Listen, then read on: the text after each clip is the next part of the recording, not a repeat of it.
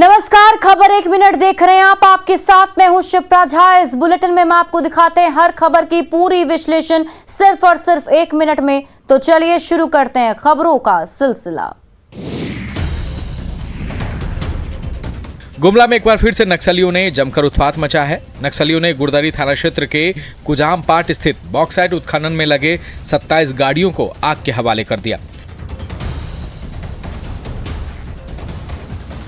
Bauxite mines के 4 number में कुछ हथियारबंद नक्सलियों ने बॉक्साइट ढुलाई में लगे 27 वाहनों को बारी बारी से फूंक डाला।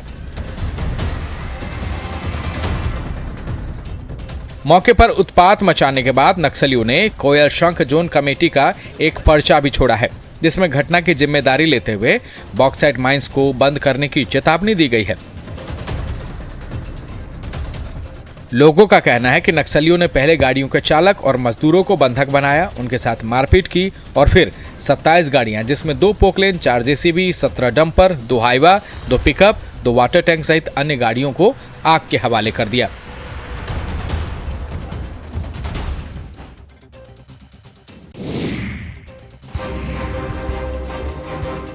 समस्तीपुर के सदर अनुमंडल इलाके में चोरों ने एक ज्वेलरी शॉप को निशाना बनाया है। मुफस्सिल थाना इलाके के लंगुनिया सूर्यकांड के वार्ड संख्या 13 में मोहन ज्वेलरी शॉप से चोरों ने लगभग 6 लाख से अधिक के सोना चांदी के जेवरात चुरा लिए। साथ ही ज्वेलरी शॉप से अन्य सामानों की भी चोरी हुई है। दुकानदार जब दुकान खोलने पहुंचा तो शटर का टूटा हुआ ताला देखा तो सन्न रह गया। दुकान की तिजोरी को तोड़ चोरों ने लूट की इस बड़ी वारदात को अंजाम दिया है। इधर व्यापारियों की शिकायत है कि घटना की खबर देने के बाद भी पुलिस घंटों तक मौके पर नहीं पहुंची। पुलिस का ये रवैया वारदात के बाद जब ऐसा है तो गश्ती को लेकर भी सवाल उठ रहे हैं। इधर दुकान के सभी सामान चोरी करने के साथ साथ चोर दुकान में रखे सीसीटीवी के डीवीआर को भी अपने साथ ले गए।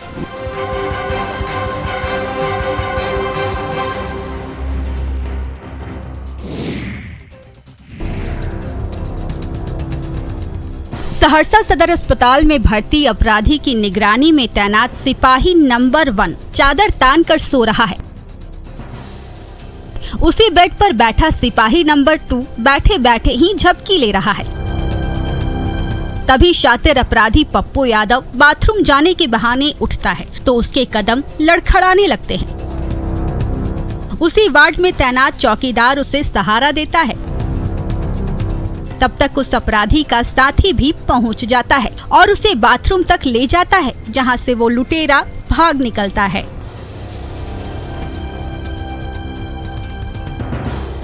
सहरसा सदर अस्पताल की ड्यूटी पर तैनात दोनों सिपाही सोए रहे और ये शातिर लुटेरा 9-2-11 हो गया तो इन सीसीटीवी तस्वीरों ने सिपाहियों की लापरवाही की पोल खोल कर रख दी।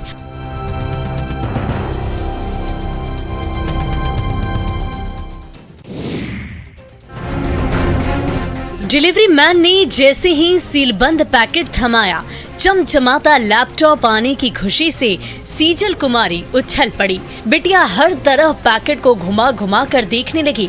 जब रहा नहीं गया तो पैकेट की परत उघाड़ने लगी।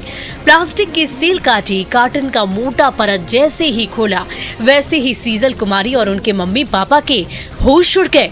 नहीं है इसमें लैपटॉप नहीं है इसमें। अरे नहीं, रुको। पत्थर है। हाँ, ये देखिए, ये लैपटॉप इसमें नहीं है। नरकटियागंज की छात्रा सीजल कुमारी ने देश की एक चर्चित ऑनलाइन शॉपिंग साइट से 40,000 रुपए के लैपटॉप का ऑर्डर किया था। डिलीवरी मैन ने जैसे ही लैपटॉप का कार्टन सौंपा वैसे ही सीजल कुमारी ने उसे खोला तो अंदर से लैपटॉप की बजाय पत्थर और लकड़ी के टुकड़े बाहर आने लगे। एक स्वेटर भी निकला, लेकिन लैपटॉप का कोई अता पता नहीं था। धनबाद में इन दिनों कोयले की लूट पर मानो पूरी छूट है। हर दिन सैकड़ों अवैध कोयला लोडेड ट्रक बिहार, यूपी और पश्चिम बंगाल जा रहे हैं, जिससे सरकार को हर दिन करोड़ों के राजस्व का नुकसान हो रहा है। वहीं पूरे मामले में पुलिस पर माफिया से मिली भगत का भी आरोप लग रहा है। निरसा इलाके में कोयले के सैकड़ों अवैध मुहाने हैं, जहां हर दिन ब्लास्टिंग होती है। रेलवे लाइन से महज 50 मीटर दूर हो रहे इस अवैध उत्खनन से कभी भी हादसा होने की आशंका बनी रहती है। वहीं ईसीएल और पुलिस प्रशासन मौन दिख रहा है। दिन के उजाले में कोयला माफियाओं की ओर से काला खेल जारी है। अवैध उत्खनन कर ट्रैक्टर और ट्रकों के माध्यम से कोयले को लूटा जा रहा है।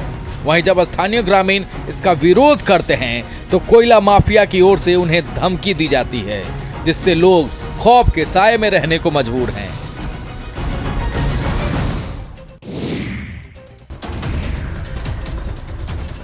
नवादा में शराबबंदी कानून को सख्ती से लागू करवाने के लिए पुलिस लगातार कार्रवाई कर रही है। शराब के कारोबार से जुड़े लोग और तस्करों पर नकेल कसी जा रही है। शहर से लेकर ग्रामीण इलाकों तक पुलिस ने शराब तस्करों की कमर तोड़ रखी है। एक बार फिर अवैध शराब निर्माण के खिलाफ उत्पाद विभाग की टीम ने बड़ी कार्रवाई की है। उत्पाद विभाग की टीम ने गोविंदपुर थाना क्षेत्र के महावारा जंगल में छापेमारी की है। अवैध शराब के कुल 3 बड़े भट्टियों को ध्वस्त किया गया है। दरअसल महावारा के जंगलों में शराब कारोबारी बेखौफ तरीके से शराब निर्माण का काम कर रहे थे। उत्पाद विभाग को इसकी खबर मिली और गुप्त सूचना के आधार पर उत्पाद विभाग की टीम महावारा जंगल पहुंची और कार्रवाई करते हुए लगभग 18 किलो महुआ जावा को नष्ट किया, जबकि मौके से 45 लीटर तैयार चुलाई शराब को बरामद किया गया। वहीं छापेमारी दल को आता देख कारोबारी मौके से फरार होने में कामयाब हो गया।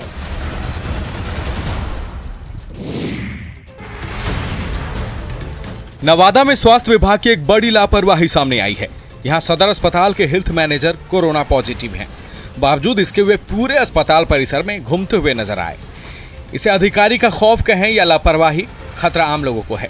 दरअसल जिले की सिविल सर्जन अस्पताल के दौरे पर पहुंची थी, अस्पताल परिसर में मौजूद ऑक्सीजन प्लांट का निरीक्षण करने।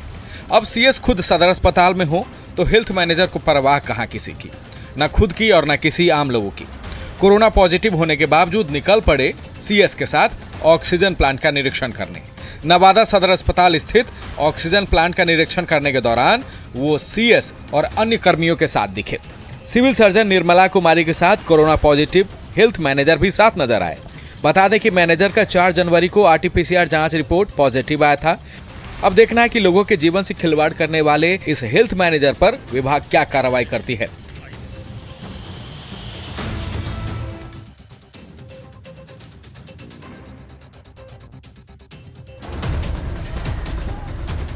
कोरोना के बढ़ते संक्रमण के बीच बिहार सरकार ने कई पाबंदियां लगा रखी है। कोरोना संक्रमण को रोकने के लिए गाइडलाइन जारी किए जा चुके हैं। बावजूद इसके अररिया से खाद के लिए किसानों की भीड़ प्रशासनिक लापरवाही का नतीजा है। खाद की किल्लत है, किसान परेशान हैं, घंटों लाइन में रहने के बावजूद खाद मिल नहीं रहा है और इसके लिए ये किसान जमकर हंगामा कर रहे हैं। सैकड़ों की तादाद में एक साथ जमा होकर ये किसान सड़क को जाम कर देते हैं।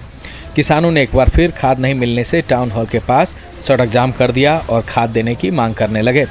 मजबूरी में ही सही, लेकिन कई मायनों में ये किसान लापरवाही भी बरत रहे हैं। लापरवाही कोरोना के खिलाफ, वो भी तब जब जिले में कोरोना पांव पसार चुका है। हर दिन कोरोना के नए मरीज मिल रहे हैं और इस हालात में किसानों की एक साथ ये भीड़ कोरोना को मानो न्योता दे रही है।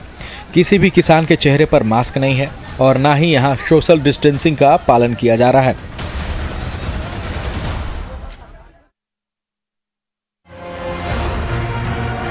पूर्णिया में इन दिनों कड़ाके की ठंड पड़ रही है। सर्दी का सितम जारी है।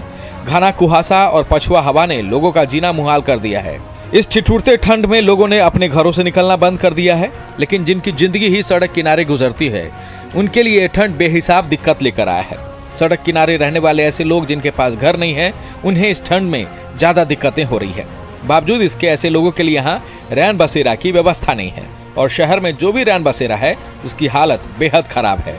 कहीं का रैन बसेरा टूटा फूटा है तो कहीं पर दुकानदारों ने अवैध कब्जा जमा रखा है। ऐसे में जरूरतमंद लोग इस कपकपाती ठंड में जाएं तो जाएं कहां। जिला प्रशासन की लापरवाही का नतीजा सड़क किनारे जीवन यापन करने वाले रिक्शा चालक भुगत रहे हैं। दरअसल शहर के राजेंद्र बाल उद्यान के पास बने रैन बसेरा में करीब 15 रिक्शा चालक रहते हैं। इन रिक्शा चालकों का कहना है कि छत का टीना टूटा हुआ है, जिस कारण इस सर्द रात में पानी टपकता रहता है। सीतामढ़ी जिले में नल जल योजना को लेकर शिकायतें कोई नई बात नहीं है। जिले में नल जल योजना में नल से पानी नहीं आना, जल मीनार टूट जाना, योजना में भ्रष्टाचार तो मानो आम शिकायत हो गई है। लेकिन पंचायत चुनाव के नतीजों के बाद जो शिकायत आ रही है वो हैरान करने वाली है। कई पंचायत में चुनाव नतीजों के बाद हाल ये है कि जिस नल से लोगों को पानी मिलता भी था वो बंद कर दिया गया है। आरोप है कि पंचायत चुनाव में हार के बाद पूर्व वार्ड सदस्यों ने सरकारी नल का पानी आम लोगों के लिए बंद कर दिया है। ये सोचकर कि वोट नहीं दिया तो सरकारी नल से पानी कैसे लेने देंगे। पंचायत चुनाव के नतीजों के बाद रीगा प्रखंड के गणेशपुर बभनगामा पंचायत के वार्ड नंबर 13 और 14, तो वहीं रीगा प्रखंड के ही दूसरी पंचायत के वार्ड नंबर 17 में ग्रामीणों को सरकारी नल से पानी नहीं लेने दिया जा रहा। जिले में पहले से नल जल योजना भ्रष्टाचार की चपेट में है और अब पंचायत चुनाव में हारे हुए उम्मीदवारों ने योजना की लूटिया डुबाने में कोई कोर कसर नहीं छोड़ रहे।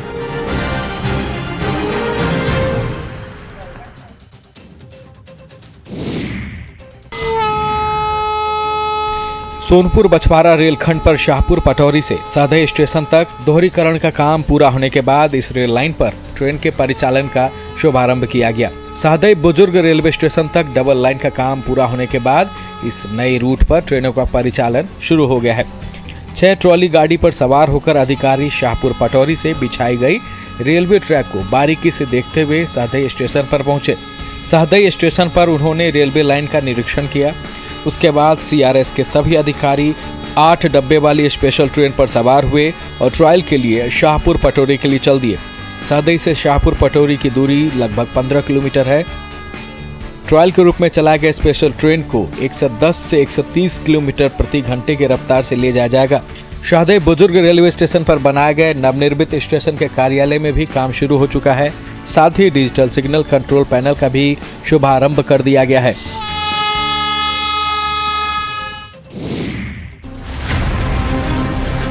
कोरोना के कारण बहुत से लोग मौत के मुंह में समा गए, वहीं बहुत से लोग नौकरी से हाथ धो बैठे। लेकिन कुछ लोगों ने इस आपदा को अवसर में बदलते हुए न सिर्फ समाज को नई दिशा दिखाई है, बल्कि कई लोगों को स्वरोजगार के लिए प्रेरित भी किया है। कुछ इसी तरह का काम किया है बांका के तेतरिया गांव निवासी इंजीनियर रंजन कुमार ने। रंजन ने सॉफ्टवेयर इंजीनियरिंग की पढ़ाई के बाद से बतौर सॉफ्टवेयर डेवलपर नौकरी की शुरुआत की। कोरोना काल के दौरान घर से नौकरी करते हुए रंजन ने बड़े पैमाने पर मशरूम की खेती शुरू की, जिससे उन्हें एक्स्ट्रा मुनाफा होने लगा।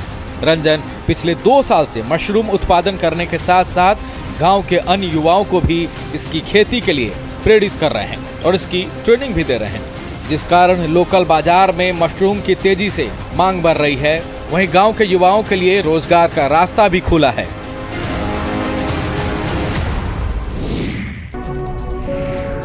चारों ओर दूर दूर तक फैले घने जंगल और मनमोहना पहाड़ियों का अद्भुत संसार। हजारीबाग और रांची के बीच दूरी कम करने के लिए इन्हीं हरी भरी पहाड़ियों के बीच बिछाई जा रही है ट्रेन की पटरियां और उन पटरियों को रास्ता देने के लिए पहाड़ियों को काट कर बन रहे हैं 4-4 टनल। जरा सोचिए, जब कुछ सालों बाद एक के बाद एक इन चारों टनल से होते हुए छुक छुक रेलगाड़ियां गुजरेंगी तो उस पर सवार मुसाफिर किस कदर रोमांच से भर उठेंगे। अभी तो सुरंग का कंस्ट्रक्शन चल ही रहा है, जिसकी एक झलक देखने के लिए रोजाना सैलानियों का तांता लगा रहता है। चारों ओर फैले पहाड़ों के बीचों बीच से गुजरता बूचा नाला और उस नाले के ऊपर खड़ा कई फीट ऊंचा ब्रिज, यही दीवानगी और कुदरत की खूबसूरती रामगढ़ ही नहीं, रांची और हजारीबाग के पर्यटकों को अक्सर इस ओर खींच लाती है।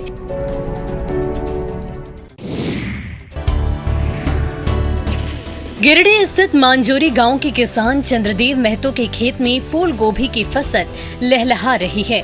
नवाड से प्रेरणा लेकर चंद्रदेव ने अपनी बेकार पड़ी जमीन पर खेती शुरू की थी। पहले कच्चे कुआं के जरिए सिंचाई करते थे, लेकिन बाद में उन्होंने मनरेगा से एक कूप का निर्माण करवाया है। कूप बनने के बाद उन्होंने खेती का दायरा बढ़ा दिया और आज 1 एकड़ जमीन पर गोभी की खेती कर रहे हैं। बाकी बचे लगभग 5 एकड़ जमीन पर आलू, सरसों और बाकी फसलों की खेती कर रहे हैं। गोभी की फसल 65 से 70 दिन में तैयार हो जाती है, जिसे वो आसपास के खेत में बेचकर करीब 50 से 60 हजार का मुनाफा कमा रहे हैं। 1 एकड़ में फूलगोभी लगाते हैं, काट छाट करके इसमें 50 हजार का बेनिफिट हो जाता है। किसान चंद्रदेव महतो कूप लगाकर अपनी बेकार पड़ी जमीन पर खेती कर रहे हैं और कम समय में अच्छे लाभ कमा रहे हैं। और फिलहाल इस बुलेटिन में अभी के लिए बस इतना ही, लेकिन न्यूज़ 18 बिहार झारखंड पर खबरों का सिलसिला लगातार जारी है।